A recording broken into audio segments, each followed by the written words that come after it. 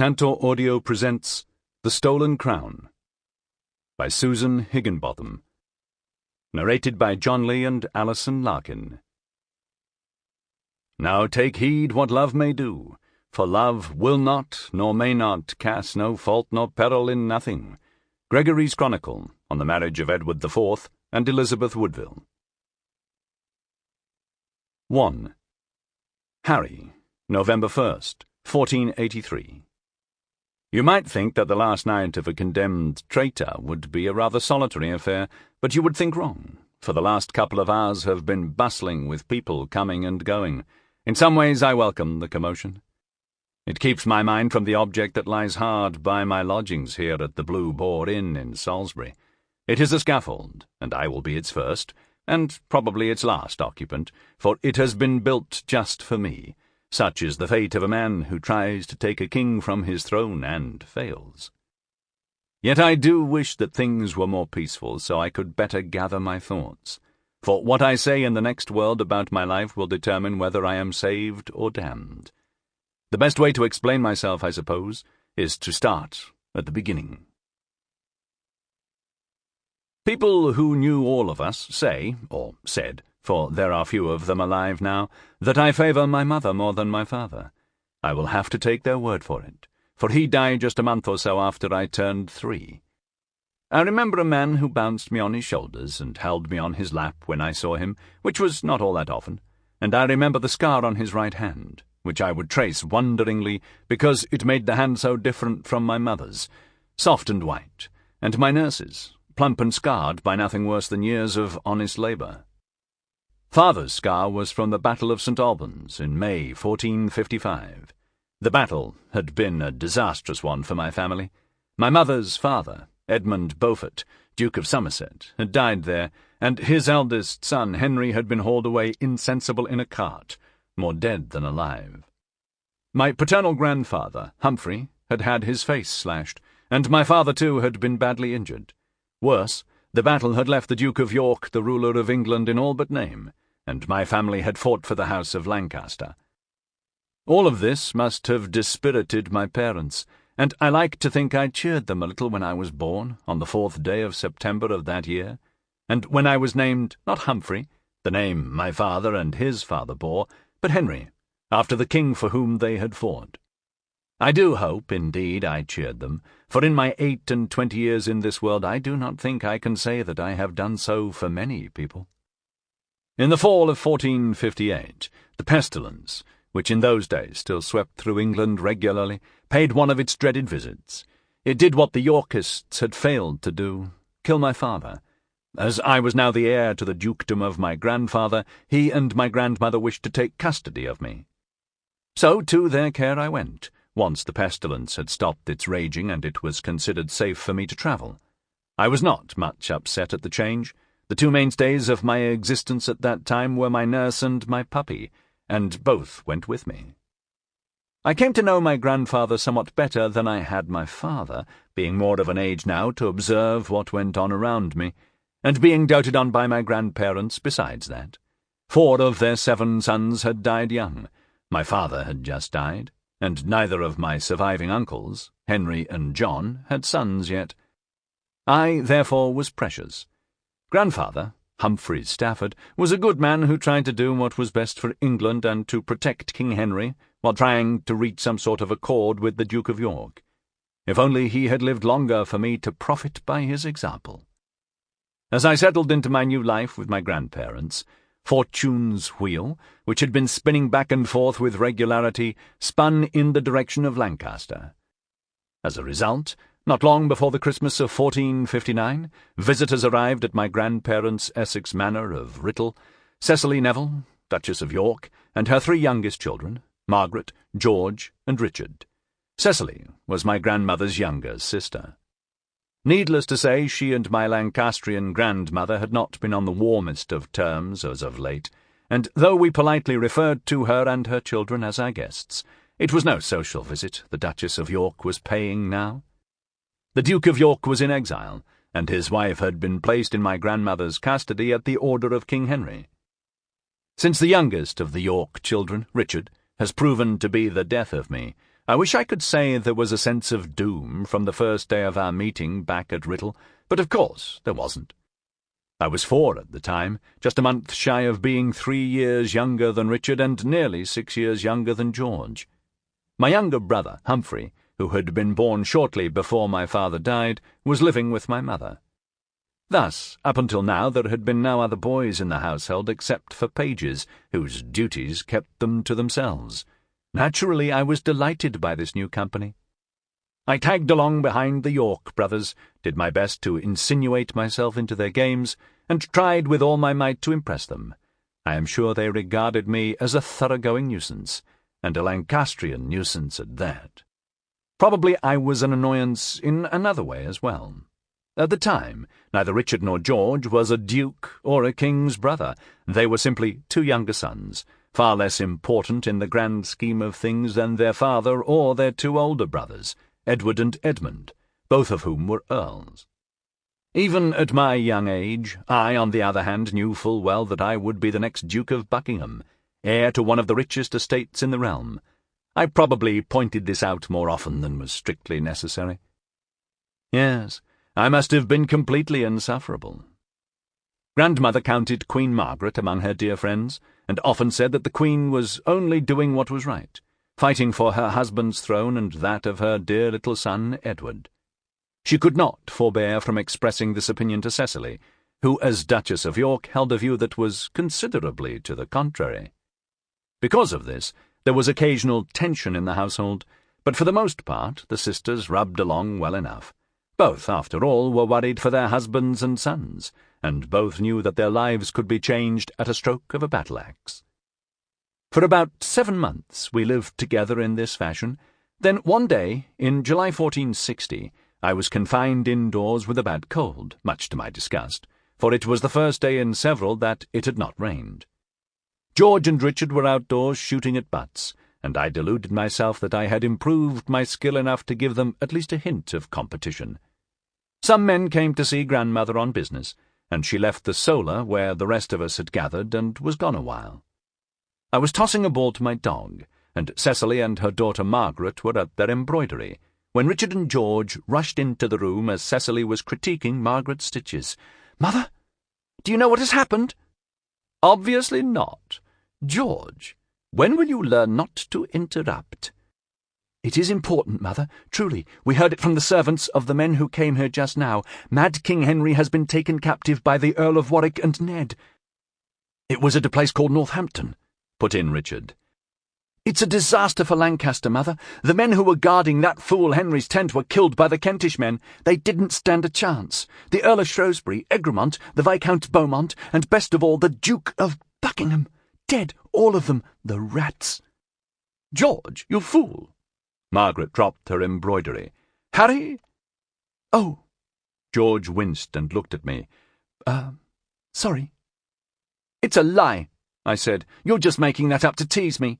He often did things like that, and having grown up with no other children in the household until recently, I was particularly vulnerable to such tactics. Hopefully I looked around for confirmation of my words. Richard shook his head. "No, Harry, it's the truth." I broke free of Margaret's consoling hand and ran to my grandmother's chamber. She was sitting in her cushioned window seat, sobbing. I had not known until then that people of my grandmother's age, she was nigh on 50, cried. I had no need to ask her if what I had heard was true. When she saw me, she wrapped her arms around me and held me tight, but she did not stop weeping until my own sobs started. "Get your tears out now, Harry," Grandmother said, patting me on the back as I huddled against her shoulder. "Don't let that Yorkist brood of Cecily's see you cry. And then when you are done, I have something for you." After a time, she rang a bell and whispered something into the ear of the page, who responded. When he came back, he bore a small box. Grandmother unlatched the box and showed me the coronet glittering inside it. "Wear it proudly, my boy, in your grandfather's memory," she said, setting the golden coronet on my curling black hair as I brushed at my eyes. "You are now the 2nd Duke of Buckingham." 2. Kate, September 1464. It was on a fine September morning in 1464 that the king married my sister, although I couldn't tell a soul about it, and in truth I wasn't supposed to know myself. I found out the secret when, just after dawn, my older sister kicked me in her sleep. As Joan was a compulsive kicker and I was well used to such awakenings, I normally would have gone back to sleep, but something made me sit up instead and listen. There appeared to be more life in our manor house at Grafton than usual, a sense of something extra going on besides the usual servants arising. Disentangling my legs from my sister's, not only did she kick me, she encroached upon my half of the bed, though she claimed it was purely accidental. I climbed out of bed, took my night-robe off its peg, draped it over my shoulders, tucked my favourite doll under my arm for company, and quietly made my way downstairs. Sure enough, there were sounds coming from the chapel, a highly unusual occurrence, for these days my family was in no position to keep its own chaplain. I pulled upon the heavy door. Inside were a priest, my mother, two gentlewomen of my mother's acquaintance, a good-natured-looking man whom I guessed to be in his early 30s, my sister Elizabeth, and a rather young man, the last two kneeling by the altar. It was obvious even to my 6-year-old self that I had interrupted a wedding, but why on earth was my sister getting married at dawn, with none of the family present but Mother? And why was everyone, even the bride and groom, in everyday clothes? Why, the groom might have been going out for a day's hunting, so casually was he dressed. As I stood there at a loss for words and sensing that I had somehow done a bad thing, the groom turned and stood, making me gasp. He was tall, well over 6 feet, and dazzlingly handsome, with hair of a rich brown. Small, sallow, and of middling appearance, I was none of those things, and I averted my eyes as if caught gazing into the sun. "Well now, who is this young lady?" "Katherine, sir," I managed. "Kate," the groom said, as I thrilled from my head to my toes. How did this man know that I loved to be called Kate, only Mother insisted on the more dignified Katherine? He turned to my sister. "I've changed my mind, I'm afraid. This will be my new bride." "She's a trifle young for you," said my sister a little tensely. She was, I could not help but notice, several years older than the groom. "Oh, maybe a bit," the man conceded. He smiled. "Some other lucky man will have little Kate then. Lady Kate, can you keep a great secret?" "You had better," my mother warned. "I know Kate will," the man said reassuringly. He looked down, a long way down, straight into my eyes. "Kate, I am getting ready to marry your sister, but it is a great secret. No one can know until I announce it personally." "Your family would not approve?" I ventured, as he was being so confiding. "Indeed, no." "That is a pity." "But they will come to understand in time." He cleared his throat and looked thoughtful for a moment, then appeared to make up his mind. "But there are other reasons why there are difficulties just now. I suppose you have not seen our King Edward yet, Kate?" "No." "Have you heard much of him?" I was delighted by his question, for it gave me the opportunity to demonstrate what a good Yorkist I was, a great necessity in our family, since it was not so terribly long ago that Papa and my brothers Anthony and Richard had fought for the House of Lancaster. Having gone over to what now all agreed heartily to be the right side, Papa had sternly informed us children that we should always speak well of the House of York. As with all of my father's advice, I had heeded it dutifully, but I seldom had the chance to put it into practice, for all of my brothers and sisters, being older and much wiser, were naturally much better Yorkists, and never made a mistake I could correct. "No," I admitted, "but I hear he is very brave, and very handsome."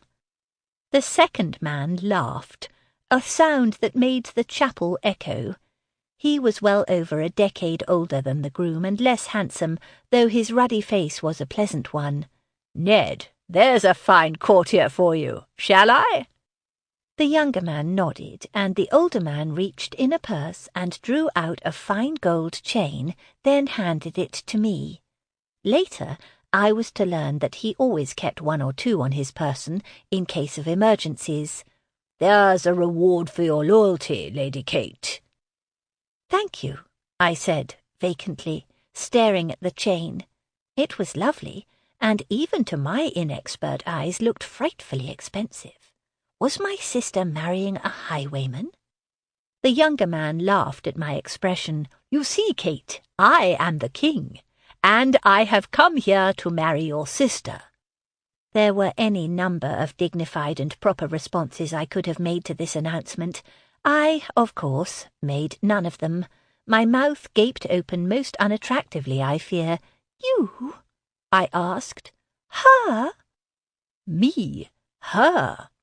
The king nodded. "She will make a lovely queen, don't you think?" "Yes," I admitted feebly. Bessie was, indeed, lovely. Sometimes I thought that she and my brother Anthony had taken so much beauty for themselves that there was not enough left for the other 10 of us children, especially me. "But you must keep this a secret, Kate, as I have said. You will promise?" "On my life." "Good girl," the king said. He grinned. "Or I would be obliged to put you in my tower as a lesson, you know." My previous promise was empty compared to the one I made now. "I swear and hope to die if I break my promise," I vowed, kneeling and making the sign of the cross for good measure.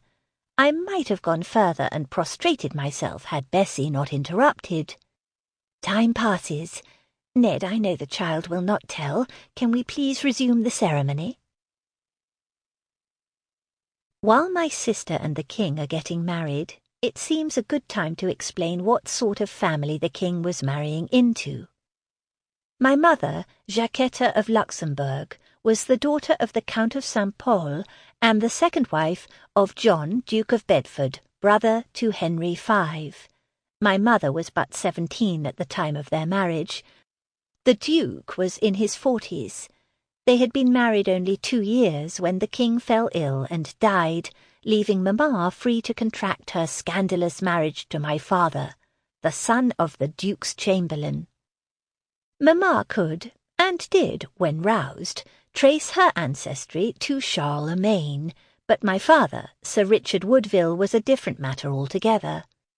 He was no more than a knight when he and my mother wed, secretly and without the licence of the king, the unfortunate 6th Henry, then a mere youth.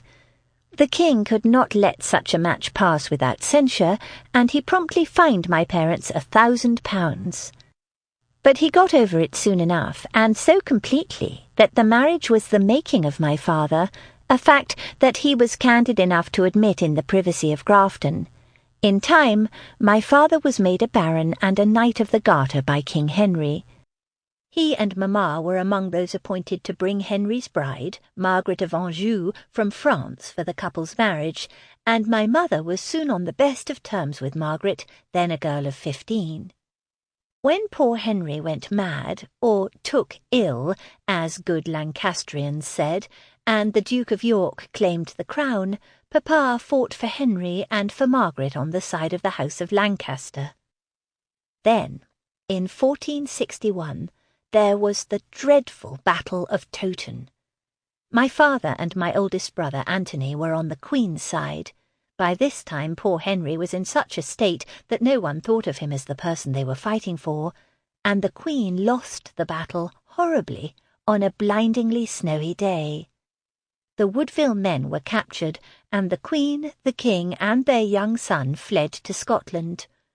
All seemed lost for the House of Lancaster, so when Father and Anthony were given the chance to make their peace with our new young king, the 4th Edward, they took it gladly. So faithfully did my father discharge his new allegiance that within 2 years he became a member of the King's Council. It was not all war and advancement with my parents since their marriage, however. There was the matter of begetting children, and that, my parents often said fondly, was a pursuit in which God had richly blessed them. Some died quite young, to everyone's sorrow, but by September of 1464 there were 12 of us living, 7 girls and 5 boys, Anthony at 7 and 20 being the oldest, and me at 6 being the youngest.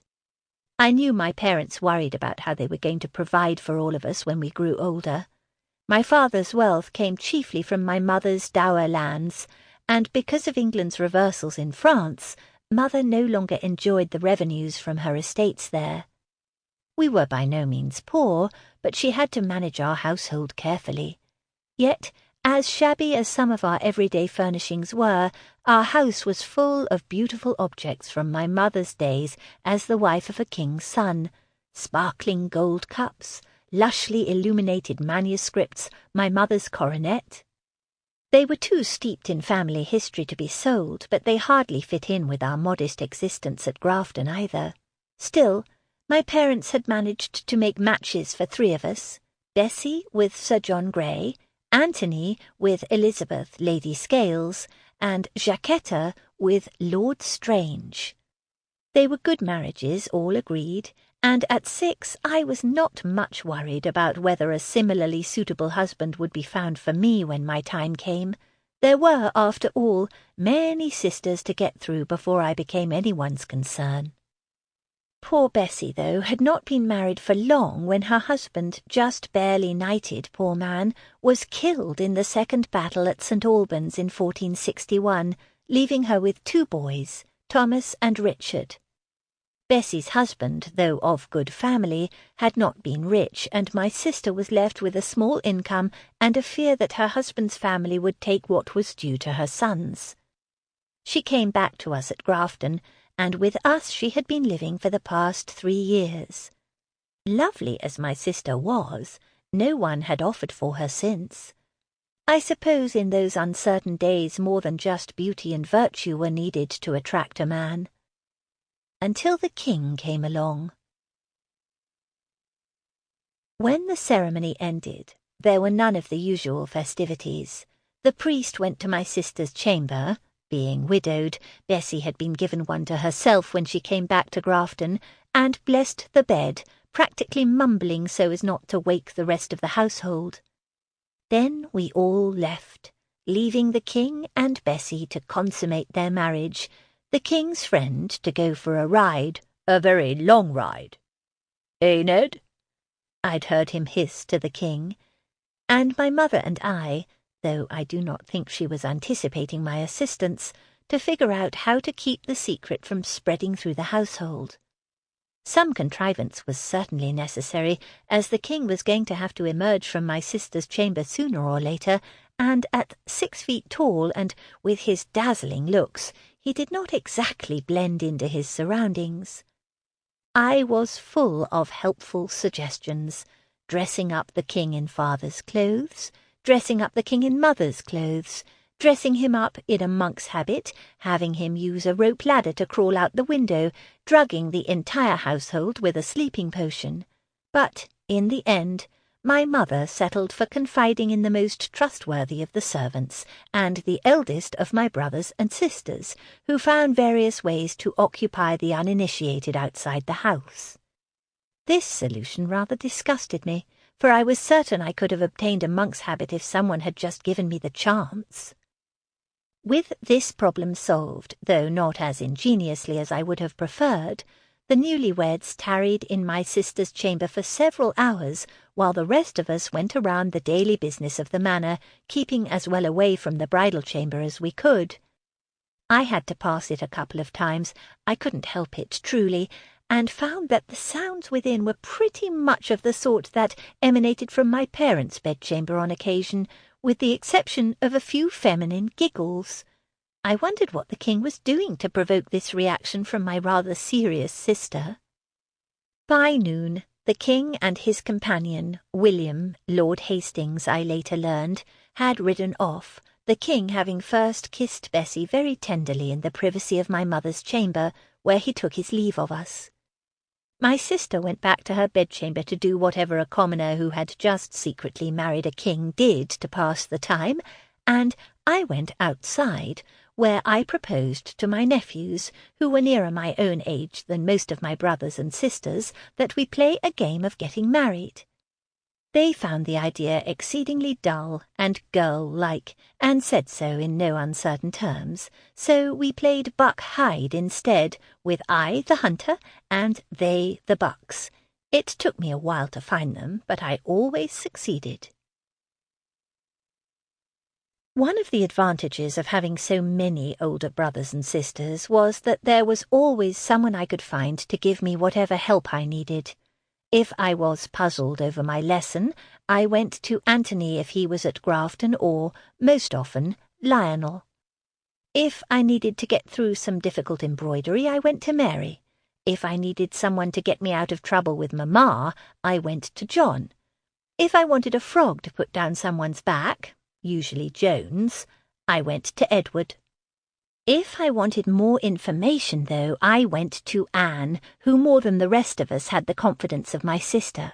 So, that night, after everyone had retired, I climbed out of the bed I shared with Joan and climbed into the bed that Anne had all to herself. "Kate, it's late." "Please, when else can I ask you?" I didn't even need to tell her what I thought. She knew. "Oh, all right." Anne sighed, purely for show. She loved being a fount of information. Meanwhile, several other heads poked out from behind bed curtains, for just as I relied upon Anne for information, my sisters had come to rely on me to ask the questions that they were too discreet to ask. "I suppose all of you know by now that Bessie got married today." Everyone nodded to my disapproval, for this meant that someone had told the secret. I certainly had not. But do you know who the groom is? Joan and Margaret shook their heads. "Well, you'll think that this is madness when I say it, but it's not. Bessie has married the king." Joan and Margaret stared. "Are you joking?" Joan asked. "She is not." I tossed my head. "I was at the wedding." "What was a chit like you doing there?" That was Margaret. "Keeping my eyes and ears open," I said grandly. Then I realised that I was upstaging poor Anne, whose pretty face had turned almost sour. "But I don't know how they met, or anything like that. I just know that they married today, and it is a great secret until the king says it can be told. So, how did it come about?" Anne relaxed, relieved that I was not attempting to usurp her.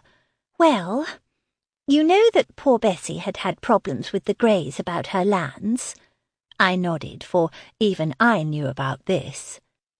It was a topic on which my sister, naturally enough, expounded a great deal. Papa, of course, would have done what he could to aid her, being on the King's Council, but the Greys are so very well connected, what with their ties to the King's family, and we are not so very well connected.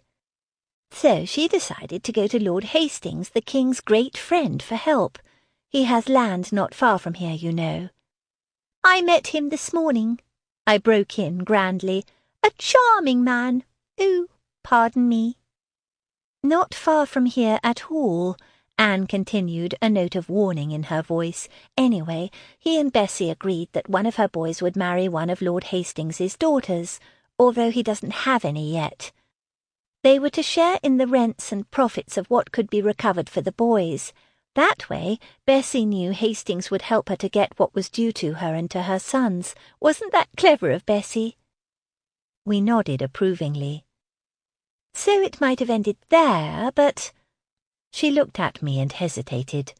"Lord Hastings is, a man with an eye for a pretty woman, they say, and so is the king. He, sometimes introduces the king to women he thinks he might like. And Hastings thought that the king might like Bessie. So, when the king and Hastings went to Stony Stratford on business, he told Bessie that the king wanted to see her about the arrangement. And she came to him." And the king liked her, I surmised. Very much, but you see the king likes a great many women. Anyway, he spoke with Bessie a very long time, and then he found an excuse to call her back to him the next day. Sample complete. Ready to continue?